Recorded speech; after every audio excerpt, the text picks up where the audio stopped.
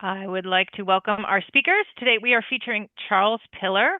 He's a science reporter and he's the author of Doctored: Fraud, Arrogance, and Tragedy in the Quest to Cure Alzheimer's.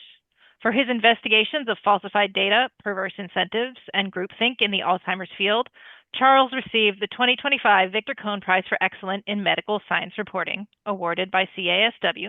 Congratulations, Charlie. And I believe we're open for nominations for this year's Cohn Prize, so we'll drop that link in the chat. Charlie will tell us more about the investigation in a moment. We also welcome Liza Gross. Liza is a reporter at Inside Climate News, and she is the author of the Science Writer's Investigative Reporting Handbook. If you like what you hear today and you want some more of that, check it out. I think it's super readable with a lot of great introductory information. And FYI, I believe there is a second edition of that in the works.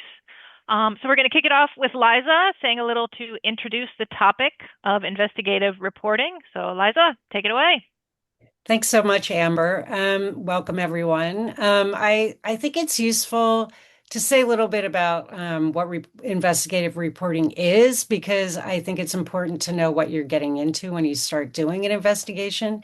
So, when I was doing my investigative reporting handbook some years back, I was struck by something famed investigative reporter Carl Bernstein said about what investigative reporting is. And, for in case there's some very young people who don't know who Carl Bernstein is, he and Bob Woodward essentially took down the presidency of Richard Nixon for covering up the Watergate break-in. But so what Bernstein said, so I mean, he's sort of like what a lot of people think of as a classic investigative reporter. But he said that he didn't think that investigative reporting was anything special. In fact, he even sort of tossed out the word pseudoscience when talking about investigative reporting. And he said, he thinks it's just, investigative journalism is just like any other good journalism. It's reporting the best obtainable version of the truth. So I was surprised to hear that.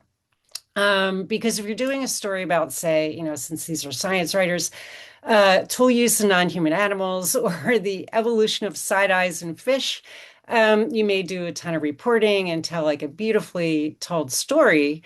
But chances are that piece is not going to land someone in jail, cost them their job, cost them their reputation. And so, what I mean by that is there's just much more at stake when you're doing investigative reporting, because generally you're revealing something that someone is trying to keep hidden. And so, when that's the case, it's absolutely critical that you get your facts straight and consider every possible alternative explanation for what your hypothesis set out to find.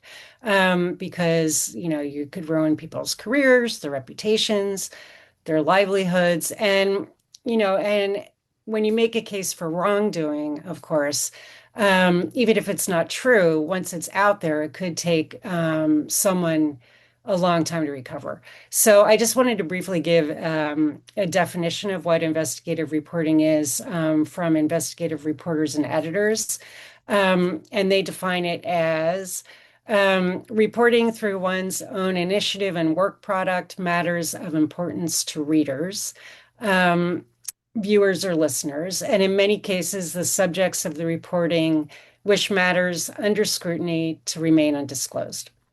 Now, these things could be hidden intentionally, or they could be accidentally hidden under a mass of data, documents, or whatever that no one got around to investigating. But the main point is that the stakes are higher. They're not just higher for the subject of the investigation, they're higher for you, because generally, when you accuse someone of wrongdoing, they have a tendency to push back on that and sometimes even attack you. And then your reputation is on the line as well.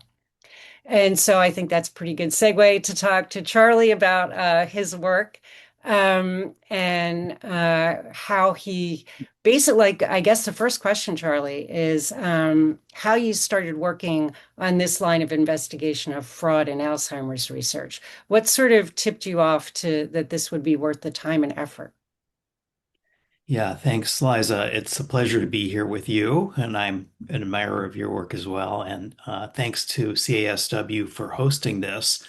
Uh, so for me, I've been in this business a long time, and so a lot of tips come my way. I think people who are earlier in their careers, you need to build up a little bit of a track record before interesting, potentially fruitful investigative stories just flow to you, as can be the case for someone in this field. There aren't that many, unfortunately, people who are dedicated investigative reporters on scientific subjects. So it's maybe not a clear field, but a good field to jump into.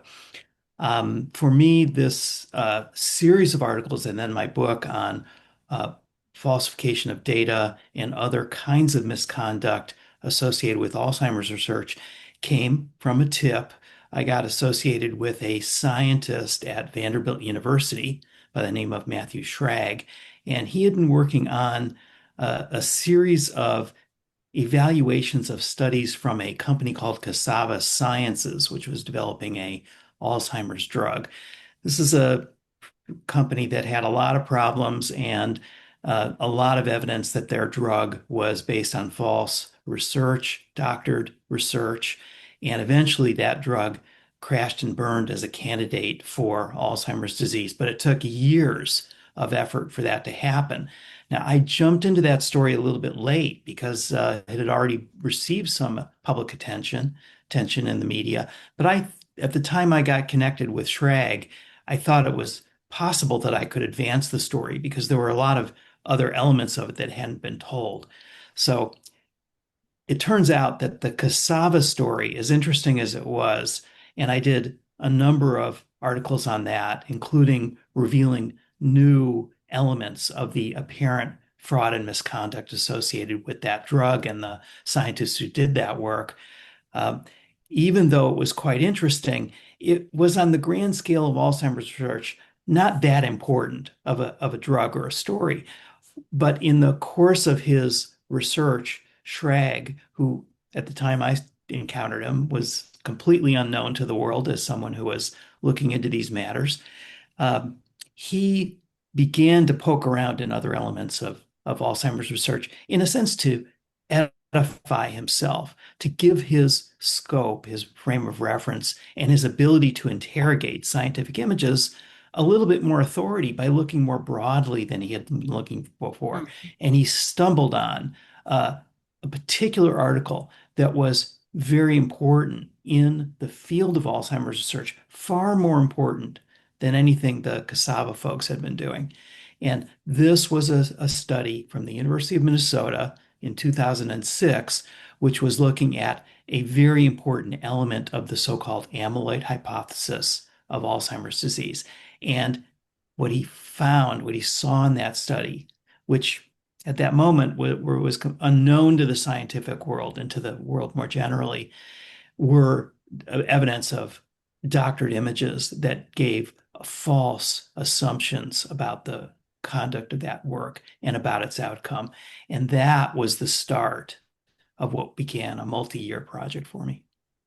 And could you talk a little bit about, so obviously Schrag was like crucial to the work that you did. And could you talk a little bit about how you cultivated a relationship with him and the kind of trust that he would, I mean, so that's for a researcher to do that and accuse other researchers of fraud is also they have a lot at stake for doing that. And that could, I don't know, maybe threaten their grants or something like that. So basically, for an investigative reporter or reporter to work with somebody who's making sort of these really sensational big claims, that requires a lot of trust. So do you want to talk a little bit about how you managed to win his trust, that he would give you that information rather than somebody else, for instance? Sure. This was a multi-month process. So there's certain key elements of it. For example, with a whistleblower source, as Schrag was, you have to meet people where they are. And often whistleblowers are naive. They don't really understand the range of risks that might be present in their situation. And for me, it's very important to level with these sources very clearly about what their risks are, because I personally, as an investigative reporter, couldn't sleep at night knowing that someone naively trusted me and didn't realize that they might be endangering either their career or their ability to get work published in journals that might be criticized by an article I'm writing, or their professional standing with important players in their field, or even their personal privacy and the safety of their family in certain extreme cases. And all of those were in play. Now, in this case, Schrag was not naive. He's a pretty sophisticated guy, even at that early stage, and he was extremely reluctant, first of all, to trust me, but we talked so many times and he checked me out and I checked him out. And when I mean check out, I mean I had to vet his credibility in a variety of ways in order for me to trust him and the veracity of what he was saying. But once we reached that certain level, it took a lot of conversations with him to encourage him and to get him to agree to be named in the story. And so, why did I want to do this?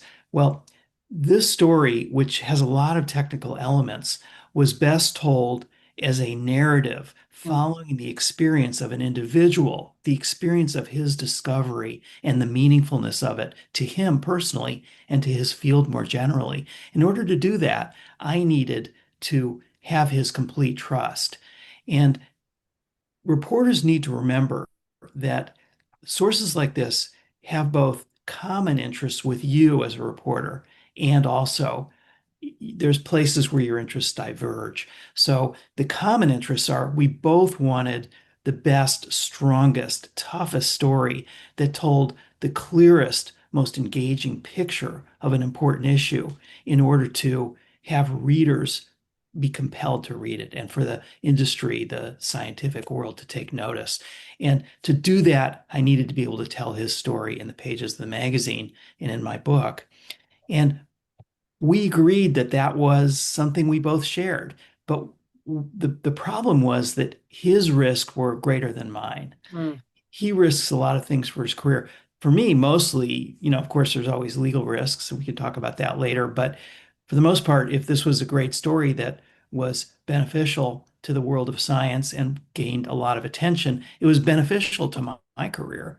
So we really had kind of a areas that we needed to talk through. Ultimately, he decided it was important enough to him to be named in the story that he agreed to do it, notwithstanding the risks, and contrary to the advice he was getting from a lot of other people. But it was also a sign that we had dozens of conversations over many months talking about all kinds of scientific issues and this issue to engender a degree of trust so that he felt that he was in reasonably safe hands working with me. You made such a good point about needing to sort of tell a narrative story because, I mean, just thinking about, image manipulation and looking at so many, graphs and charts and Western blots in a scientific paper, how do you actually turn that into a story? Even as important as it is that there's all this manipulation going on. So winning his trust enough to get like personal details. And I mean, that must have taken a lot. How much time did you actually spend with him in order to get that sort of a rich narrative? I don't know, hundreds of hours, I think. Really? Oh my Yeah, God. well, scores of hours initially. And then, of course, over the course of writing the book, he was a major character in the book. Okay. And we spent an Yeah. enormous amount of time talking on the phone via Zoom. I went to Nashville to visit him a couple times and spent days together chatting and kind of getting to know each other and also getting to know where our common understanding was of what was the story, what was his comfort zone, what was my understanding of it, and also being able to help get him to make suggestions that were coherent ways for me to validate some of the information. And could you talk about that a little bit? I mean, the validation of something like this is so important because, we're not experts in various scientific fields that we might investigate. So you've got a good source that you figured out you could trust. You might talk a little bit about how you figured out you could trust him, but then also how you validated some of the findings that he had. Because I mean, again, this is there's a lot at stake here in case you're wrong. So how did you go about doing that? Sure. Well, I mean, aside from vetting him and his credibility in a variety of ways, looking at his professional standing, his history of work in the field, his public statements and a variety of other things, including talking to other experts in the field about where they see him. Um, for the stories that I've been writing on this topic, there's really two major levels of validation of findings. One is, so I'm working with examples of apparently doctored scientific images. And so there's two things I need to do with that. One is to validate that the analysis by Schrag and in other cases, other forensic image experts, whether those were believable, true, and correct evaluations, because this is, can be in inexact science.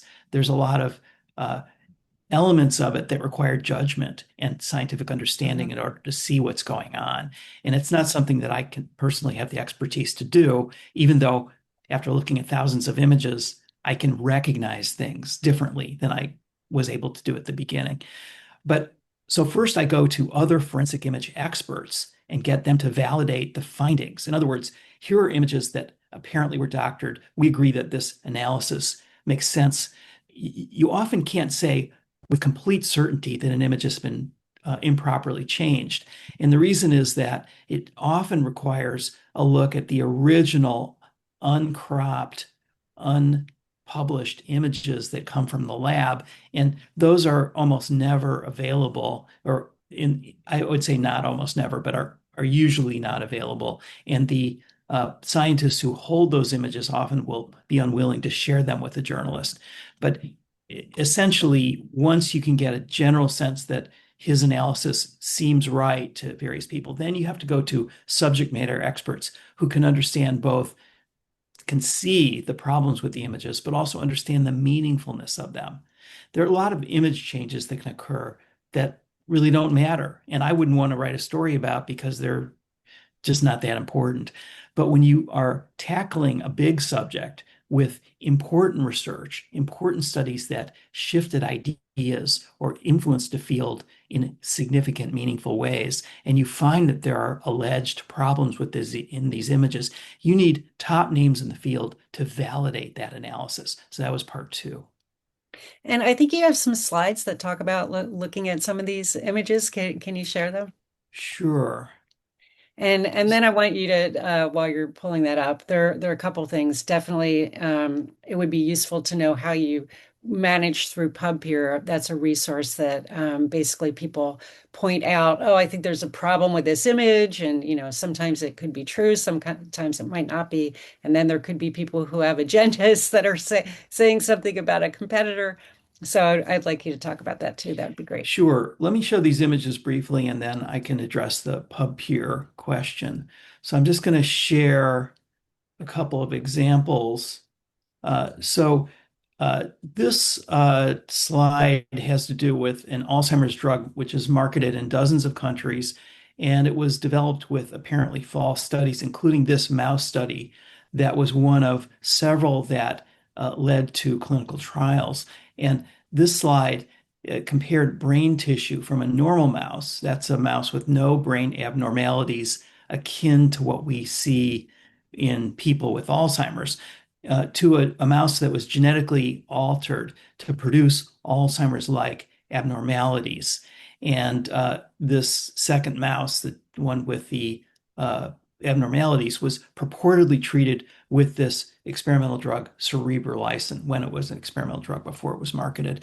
The images from the two mice proved to be nearly identical, and that's the yellow sections are exactly the same between these two different mice, brain tissue from two different mice. The green and red spots are different, but the yellow is the same. Now, this is something that would not occur normally. In fact, it's virtually impossible to occur in a scientifically well-conducted experiment. So there were many, many such examples associated with drug cerebrolysin, and it was part of a body of work that was created by forensic image experts for a story I wrote about this guy, Liza, who was formerly the head of the Division of Neuroscience of the National Institutes of Health. And after the story appeared, or actually on the day the story appeared, he was removed from his job. So this next slide, now this one's pretty interesting. It's a paper which supported the application to test to the FDA to test a drug in stroke patients, and it appears to show a single blood vessel cross section copied and pasted digitally in two other places within an image. Now, it's important to remember that what this allows us to do is distinguish between a simple error, like someone made a mistake and put the wrong image among a number of images they were working on in a paper, and outright fabrication. In this case, experts called this image, quote, almost impossible, unquote, to explain as an error, because you see this one blood vessel in the original orientation at the top was simply rotated and then reproduced in two other places to suggest that this potential stroke drug can reduce injuries to blood vessels in people who have had strokes. So this to me was a really great example of uh, an image that seemed impossible to have occurred by mistake. And that's what I'm talking about, the importance of understanding the difference between a possible mistake and apparently deliberate manipulation. That trial, by the way, this story appeared just before the trial was slated to begin. And the 3 days after my story appeared, the NIH shut down the trial. So these stories can have impact, and important to remember that that if you do a story like this, be sure of it, as Liza said, because it can have far-reaching impact if you're right. And as you were talking about the way that the vessel couldn't have been moved over there by accident, I just was thinking it would be so interesting to do a series on the type of people who, what drives people to commit this kind of fraud, and why on earth do they think they're not going to get caught? I mean, it's just a curious exercise in sort of like the human nature, I guess. And anyway, that's Indeed. just Yeah. We could scary. tackle that in the Q&A if people are really interested. I've given a lot of thought to it, as you can imagine. I'm sure you have. So I'm waiting for the series on the psychological profile of the fraudster. But PubPeer a little bit. Talk a little bit about Yeah. PubPeer and how, I mean, because I've logged into that and I don't really do like image manipulation analyses or anything like that. And it's a little daunting. I mean, there's a lot in there. And so what's a tip to navigate what you're looking for? Okay. So I use it in a variety of ways. So one way I use it is to vet possible experts to assess information that I'm Hmm. evaluating for a story. And the reason I do that is that if you go into PubPeer and just type in a name, you can see the degree to which work from that person has already been challenged. Now, you have to remember that just because something appears in PubPeer, it doesn't mean that the posting is correct. The scientist whose work has been challenged may or may not have done anything wrong, and there may be another explanation for it. But I think it's once you get a sense of how these things work, and by perusing PubPeer, you can get a feel for what's a strong argument or a weak argument. You can see that if someone has 20, 30 articles posted on PubPeer, you need to ask yourself the question, is this person a reliable person to go as an expert source on this particular topic? And so that's one way I use it. I generally will rule out people, regardless of the exact veracity of every claim about every one of their papers, just as a kind of due diligence and safety for me to be confident in the sources that I'm using. Second, PubPeer can be a great tip sheet. So if you're thinking about a topic and you're wondering people may have questioned some concerns associated with it previously, you can search for a term within PubPeer and see what comes up. And you can ask yourself the question, what does this mean for the context of what I'm looking at? Maybe nothing, but maybe something really interesting. I can just very briefly say, I used it as a essential tool for my book. So one thing that I did for the book is I asked this basic question. I found several episodes of apparently doctored studies associated with particular elements of Alzheimer's disease. How big of a problem is this in the field? Is it a bigger problem than people understand? And so what I was able to do is I actually worked with cooperatively with the PubPeer folks, although you can sort of do this by hand in the search mechanism of the site itself, is I essentially got every reference to Alzheimer's disease and related neurological issues that was posted within the database. And I threw everything into a spreadsheet and then sorted it and in various ways to try to determine what leading scientists were coming up as having multiple examples of problems within PubPeer. And again, a tip sheet.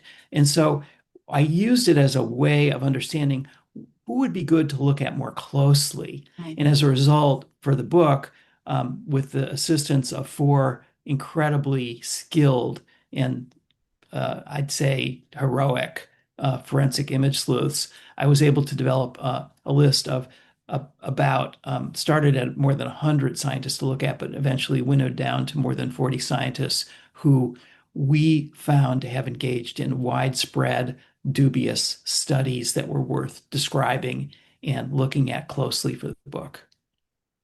So I wanted to ask you about blowback because I think this is something anybody who does investigative reporting has experienced and might have strategies for. But in your case, I know you had some disingenuous blowback from like Tucker Carlson because, oh, here you're showing that we can't trust science. I've always, science is fake news or whatever he exactly said. But then there are also researchers who responded. And so you're going to be dealing with each differently. And I wonder if you just talk a little bit about how you, number one, how you prepare for blowback and how you respond. Sure. So just in general, yes, you should expect people to fight back when some of their work is challenged. It's normal. And my view is that I have a reasonably big platform and people are entitled to have their say. And normally I don't, I just let it, criticism of my work sort of wash over me because, uh, again, I believe in open discourse. And, even if I think people are responding in a somewhat disingenuous way, I can't fight every battle in that regard, especially, and is the case with virtually all the work that I've described so far, there aren't any substantive criticisms of the work. The criticisms tend to be, I don't like your tone, or I don't like the slant you've taken, and here's why, and et cetera. So the situation with the book was a little bit different. And that was that even though people can go to my website and look at what all the reviews were and stuff. So I can say quite clearly that the vast majority of the response, both in the popular press and in the scientific press, was very, very favorable towards the book. I'm proud to say that. But there were notable exceptions to that, including some people who are revered scientists in Alzheimer's research who criticized the book, criticized me personally, including what I would call ad hominem attacks. And this was awkward because some of these occurred in leading medical journals and some occurred on a website that's kind of a watering hole for Alzheimer's scientists called Alz Forum. And Alz Forum, for example, posted what they called a debate on my book. And the debate consisted of them soliciting their website advisors and a few of their friends to castigate me and my work, often in ways that were obvious that they either didn't read the book or didn't understand it. And second, were replete with straw man arguments and outright lies about what was in the book. And so naturally, at that point, because these were noted people in the field, for me not to respond at all might seem like I was acceding to their arguments. And so I felt that, I needed to have some sort of response. And so I prepared what I would regard as a kind of Michelle Obama-esque response, and trying to be reasonable and polite, but making it clear that where I saw the problems and arguments they were making. And I tried to have this accepted by this site, Allsworm, and also with Matthew Schrag, tried to make comments to some of a couple of the medical journals that posted uh, uh, opinion pieces castigating my work and me personally. And none of those media entities would accept anything from me or from Schrag and me. And it was very, very odd. Fortunately, obviously not much of a debate when you can't have any sort of response. Ultimately, Retraction Watch did a story about this because it seemed very peculiar, not just to us, not just to me, but to the reporters there. And you can read the story. I think it's going to be put in the notes. You can also see my statement, and it also links to the criticism of the book. I'm perfectly happy for people to take a look at all that stuff and make up your own minds. But I felt good that I was at least able to get my comments into the public record.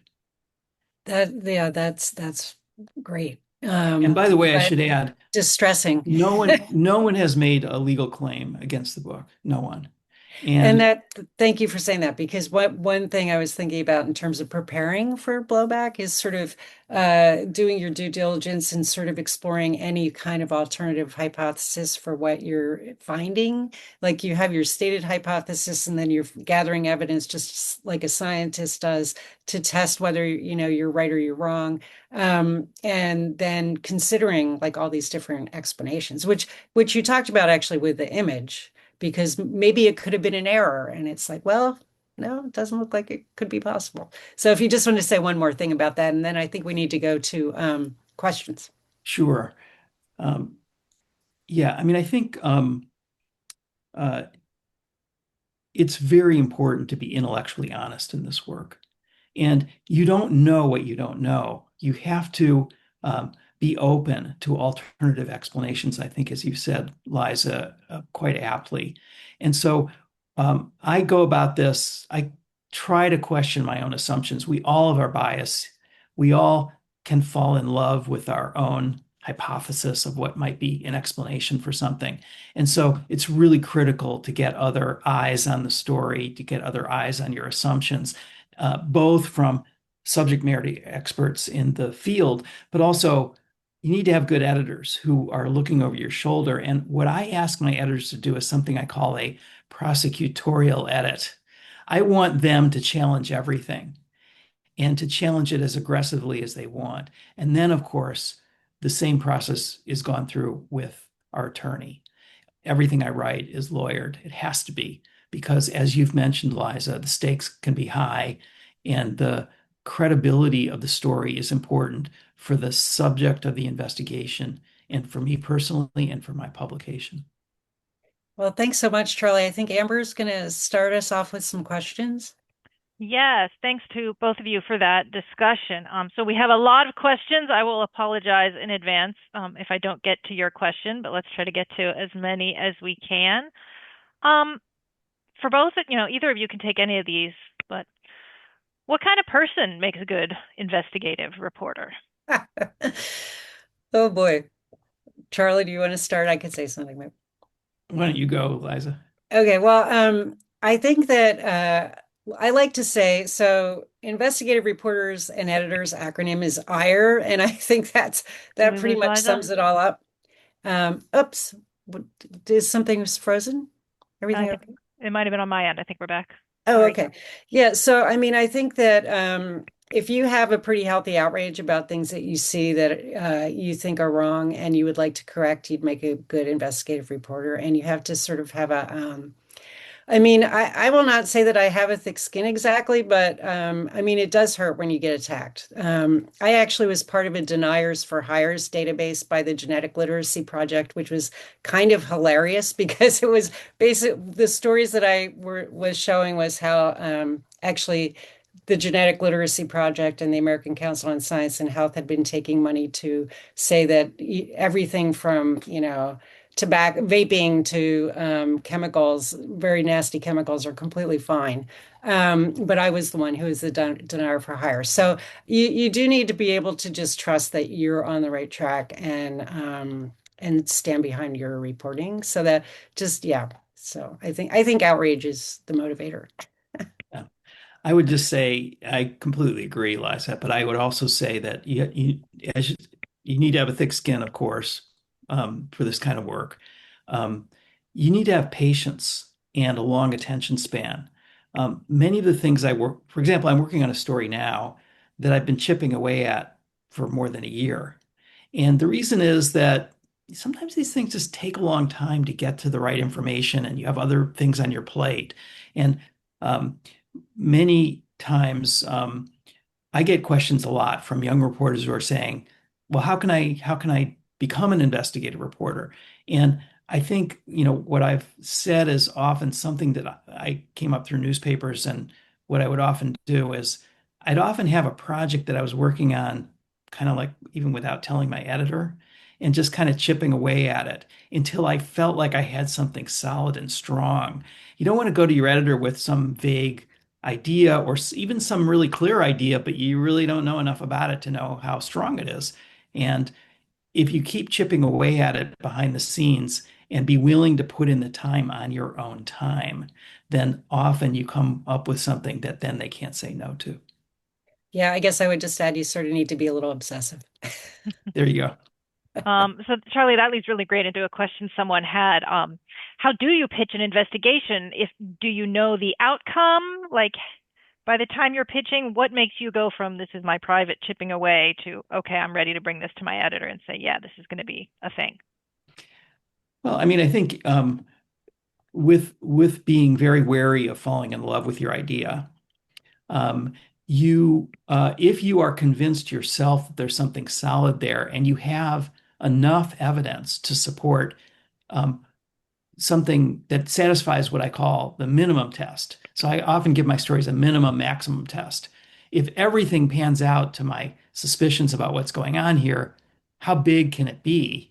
But also, if I spend a long time working on this and only part of it's right, is there still a story here? Is there a story worth doing? Because what you're asking your editor is, will you invest in me to do something that is costly and time consuming? Because let's face it, that's what it means to do this kind of work. It can be costly and time consuming.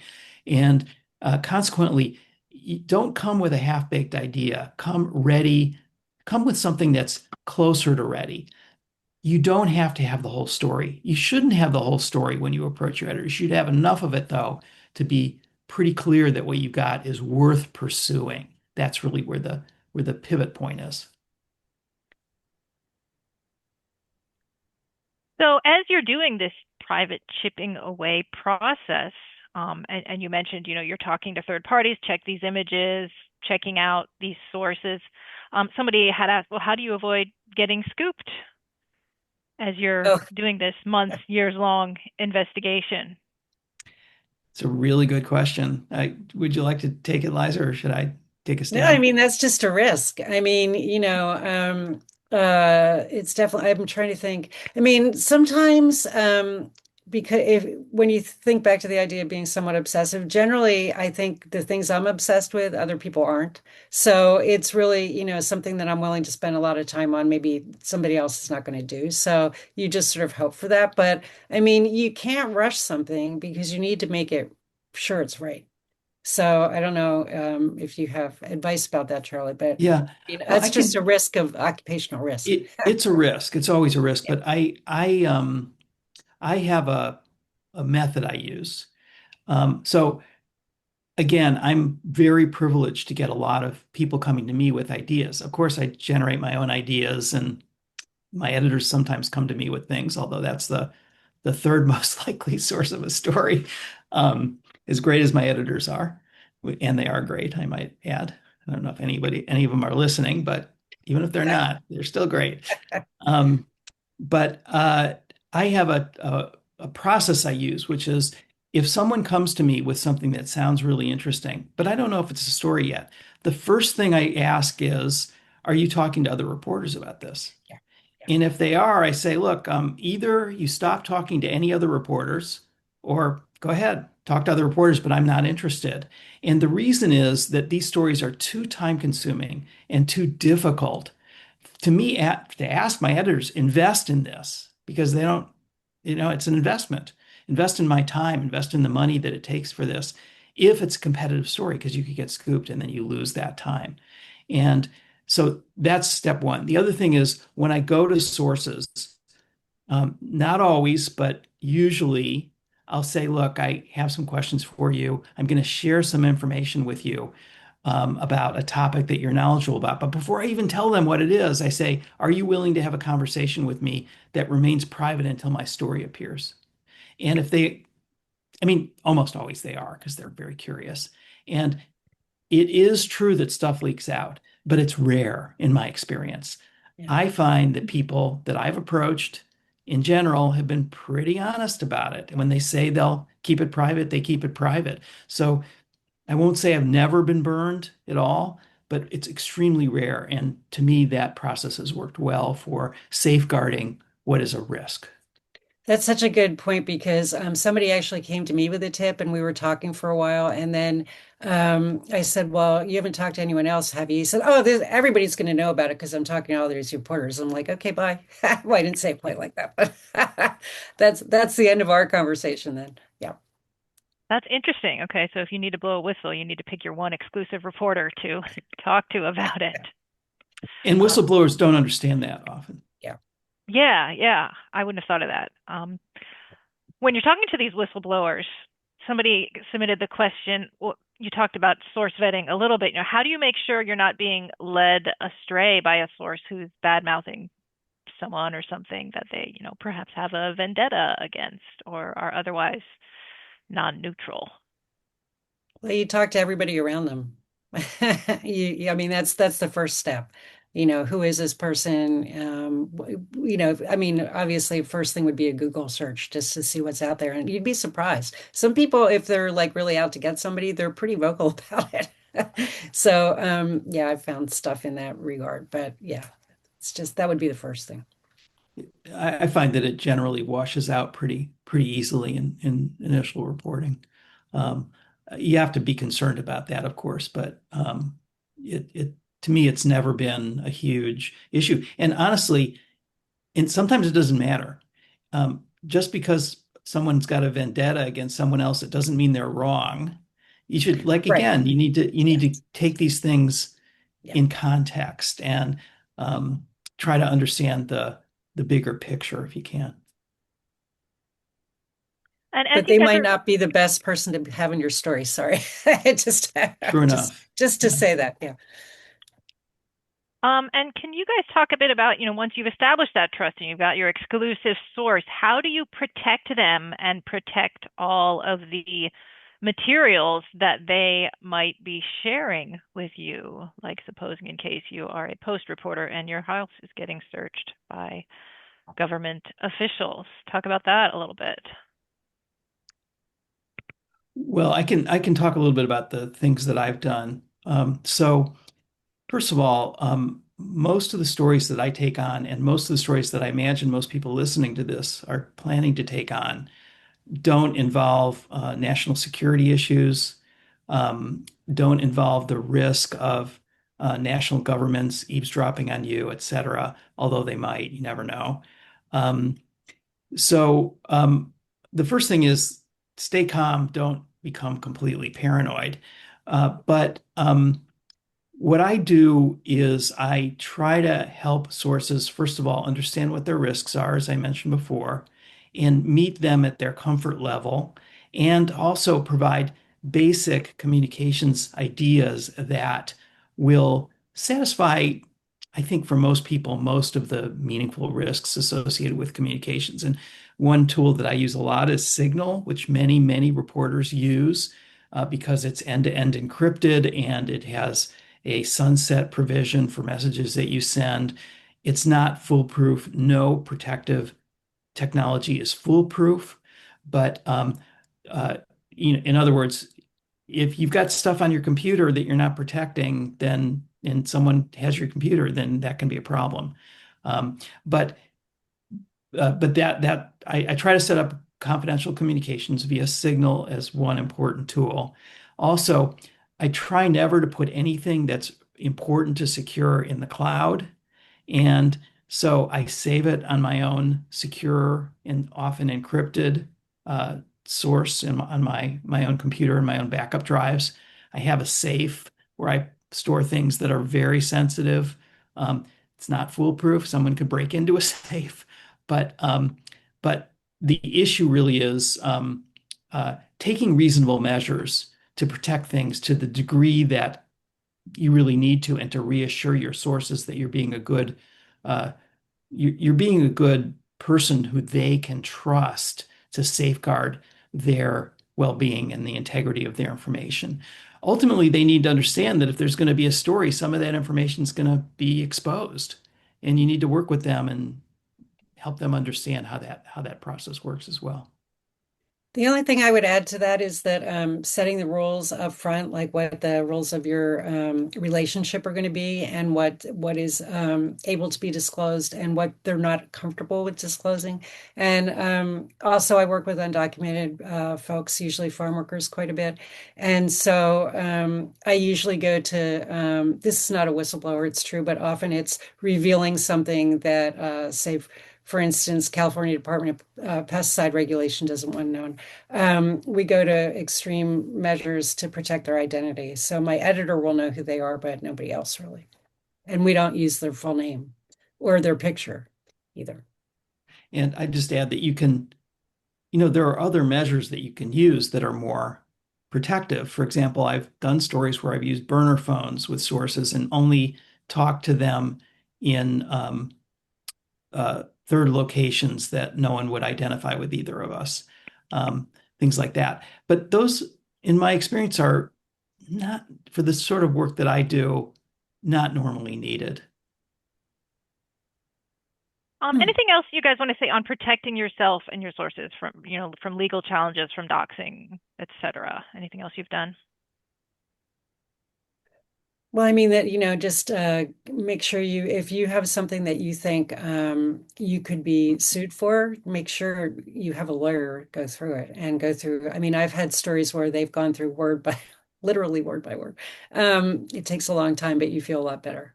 And it doesn't mean you're not going to be attacked, but at least you know that you're not legally liable. So that's really important. Yeah, I would say that Liza's absolutely right, and beyond that, think about your own situation and your personal liability associated with legal matters. So, um, when I was first getting started in my career, I did a lot of things that I would not do now. For example, doing freelance articles with no legal protection that were investigative articles that could have resulted in lawsuits. Um, I would not do that now. And maybe being a homeowner has changed my view. But so, uh, what I would suggest is if you're a freelancer doing this, you should check with the publication you're pitching to on what kind of indemnification they offer to freelancers, which can vary a lot. And if you're a staff writer at a publication, you usually should have a clear indemnification from your employer. Now, for me, I have excellent indemnification from Science, my magazine that I work for. But for the book, I also had indemnification from my publisher, so that that indemnification legally was what I would call good, but not as good as I would have hoped for. It was very good, but not great.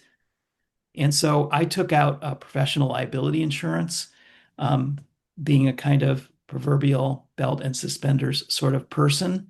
Uh, and as a result, I have that additional protection. I also have formed an LLC for myself, associated initially with my book and for some of my other work, that also provides a degree of legal protection. So I would just encourage people to think about this broadly. These are real issues. I have been threatened numerous times, threatened with lawsuits Fortunately, not been sued except one really weird exception a long time ago. And the thing is that because anyone can sue for anything, and even threats can be very time consuming and expensive to respond to, and you have to take them seriously because legal threats are a serious matter. And I am very fortunate to have excellent legal protection, but it sometimes takes dozens of hours of my time to uh, to annotate legal threat letters to give to my attorneys so that they can write a proper response. So um, getting that legal help is important. Now, I don't want to make people so fearful about legal repercussions that they don't want to do this work. You just have to be sensible about it. I've written many, many stories where there's been no legal threat, no blowback of that kind of any kind. And I just wanted to quickly say that indemnity clauses are the bane of the freelancer's existence. I know I used to be one. But if you can't often you cannot get the outlet to change the clause, but you can get writing from the editor that they will protect you in the event of an unsupported legal claim. So try to do that if you can't get the clause changed. That's a good tip. Yeah, I once got them to say, well, we'll change it, but only for this one story. Everything you write going forward is still the same. I'm going to try and squeeze in two more questions here. You talked about your own feelings of outrage being a driver, but someone had asked, do you and how do you deal with anxiety around, legal claims or threats or blowback and so on? Any mental health tips? I think that's really personal. Sure. I'm a music freak, so that if I did not go to live music, I don't think I would be able to continue doing this work. And I go on serious hikes and run. And that's the way I clear my head and keep going. Yeah. Charlie, do you have? Yeah, I mean, similar. I mean, again, I would just say this is stressful work, and people need to be realistic about whether they are well suited to manage that stress in their own lives. We all have our different techniques, and um, you know, some of mine overlap with Liza's. I also have two grandkids who tend to get me out of my head, so that's a Oh. good thing too. Um, but yeah, I mean, be prepared. Look, stress is part of it. And in a way, if you're not stressed, you might not be doing it right. Fair enough. I'm going to try and squeeze in one more before our final question. Quinn had asked, have either of you had any luck or tips on pursuing FOIA requests under the current administration, where it seems like all the FOIA staff have been cleaned out? Any thoughts there? I amazingly got a response to one of my FOIAs, but it was sort of asking if I wanted to. It's did I want to cancel it for like no apparent reason? And I said, no, I do not want to cancel it, but I don't expect to get a response. I think some of my colleagues have, but I don't know all the details about how that. So, I mean, I keep filing for sure. Yeah. I mean, yeah. Because also the FOIA staff is not political. I mean, they might get directives, but they're usually you just call them and you say, can you help me get this? And I want to make sure it's clear enough. And how can I help you respond to this and lighten your load? I mean, they're still there. So some of them, I don't think they've all been fired. Okay. Yeah, Um, I've also had similar. It's very, very difficult. Just one tip is try to keep your requests as contained as possible. Ask for things that are really specific and easy to find if possible, and that will facilitate getting a reply. so one question that comes up in a lot of sessions like this that we wanted to end on is, in a time when it feels like science and scientists are under attack from many angles, including some at the top, is it fair or right to be investigating scientific wrongdoing? So how do each of you think about that these days? Yes. Yeah, I'm gonna go, Liza. You go first. Okay, so I have faced this question a lot, and my view is that the institutions of science, and I mean journals, universities, funders, and regulators, have done a terrible job at sufficiently policing misconduct in scientific fields. And as journalists and taxpayers and citizens and people are just concerned, we have a responsibility to challenge them to do better and to call out misconduct when we see it. That is in no way different from also a responsibility to challenge the pillage of the scientific community by people in the Trump administration and the destruction of a lot of the scientific enterprise foolishly if we see it as such. So these two things can be true at once. It is really counterproductive for scientists to suggest that calling out misconduct in their fields is more harmful than the misconduct itself. It simply is untrue. I would just add that science is just like any other enterprise, and it demands scrutiny, just like anything else that depends on public money or their lives at stake. And yeah, and I guess no, I think it's in a way you could say now more than ever because you really need to have as much integrity as you possibly can to rescue what is being destroyed as faster than I've ever seen in my lifetime, I guess I would say. Yeah. All right. Well, thank you both so much for talking to us. I apologize that I didn't get to everybody's question, but if you people want more, check out our tip sheet, check out Liza's book, check out Charlie's book. There's lots more information out there. So thanks everyone for joining us. Thank you. Have a good day.